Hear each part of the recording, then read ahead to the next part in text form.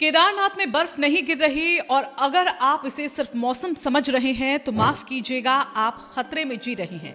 ये ठंड नहीं, ये सूना आसमान नहीं, ये हिमालय का एसओएस है, सिग्नल ऑफ सफरिंग। ये पहाड़ों की धड़कते दिल की हलचल है जो अब लड़खड़ा रही है।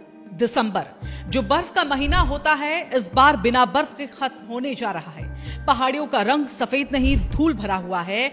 मौसम रोमांचक नहीं, भयावह है और भविष्य रोशन नहीं, धुंधला दिख रहा है। केदारपुरी में बर्फ गायब है, इतनी गायब कि खोजने पर भी नहीं मिल रही। पहाड़ों के माथे पर चांदी सी चमकती बर्फ की जगह अब रूखापन है, दरारें हैं, बेचैनी है।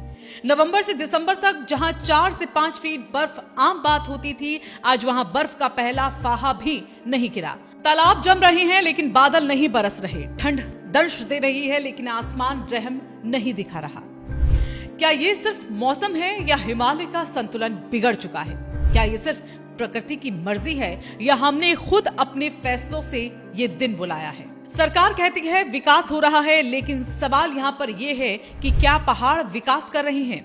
क्या विकास से मर रहे हैं? धाम में मजदूर बचे हैं, मात्र 80 से 100 दिन की धूप देरी से आती है। रात की ठंड हड्डियों में उतर जाती है। 10 डिग्री में सांस लेना आसान नहीं। कुछ मजदूरों का यहाँ पर ये कहना है कि बर्फ नहीं पर मौत जैसी ठंड जरूर है। और ये लाइन किसी रिपोर्ट का हिस्सा नहीं, ये पहाड़ की पीड़ा का हिस्सा है। बर्फ नहीं गिर रही, ठंड बढ़ रही है, काम रुक रहे हैं, हालात असामान्य हैं। और अगर ये सिलसिला यूं ही जारी रहा तो आने वाले समय में धाम में बहुत बदलाव देखने को मिल सकते हैं। ये सिर्फ केदारनाथ की बर्फ नहीं, ये भविष्य की नदियों का पानी है। इस संकट को इस तरह से यहाँ पर आप समझिए। हिमालय बर्फ है, बर्फ पिघलती है, नदियां चलती हैं, भारत जीता है।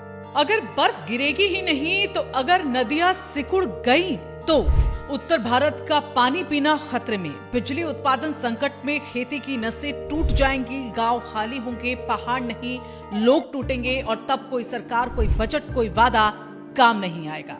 जगत सिंह जंगली कहते हैं कि हिमालय का अंतर्मन का डर है। पहाड़ मदद मांग रहे हैं और हम विकास की तालियों में बहरे हो रहे हैं।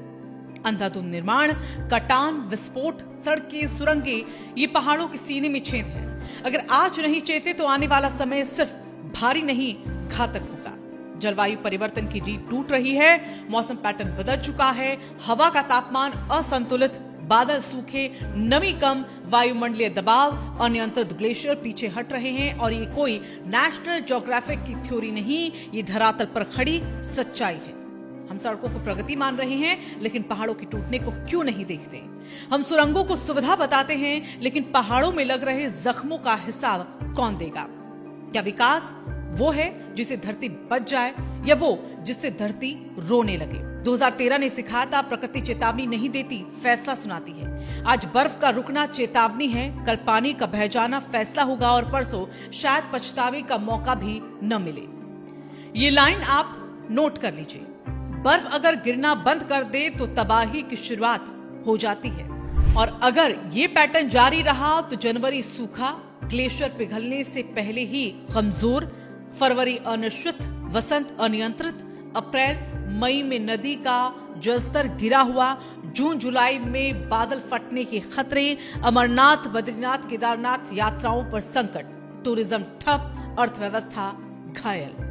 अब इसे आप हल्के में मत समझिए, ये देश की छाती पर बर्फ का नहीं बल्कि घाव का निशान है। ये खबर देखकर आगे मत बढ़िएगा, इस पर सोचिएगा, इस सवाल से भागिए मत, टकराइए, क्योंकि हिमालय सिर्फ पहाड़ नहीं, ये भारत की सांस है और सांस रुक जाए तो शरीर नहीं बचता। लाइक कीजिए ताकि ये मुद्दा दबे नहीं, शेयर कीजिए ताकि आवाज सिस्टम तक जाए और कमेंट कीजिए क्या आप इसे संकट मानते हैं। सब्सक्राइब कीजिए ताकि उत्तराखंड से जुड़ी हर खबर, हर अपडेट आप तक बखूबी पहुंचती रहे।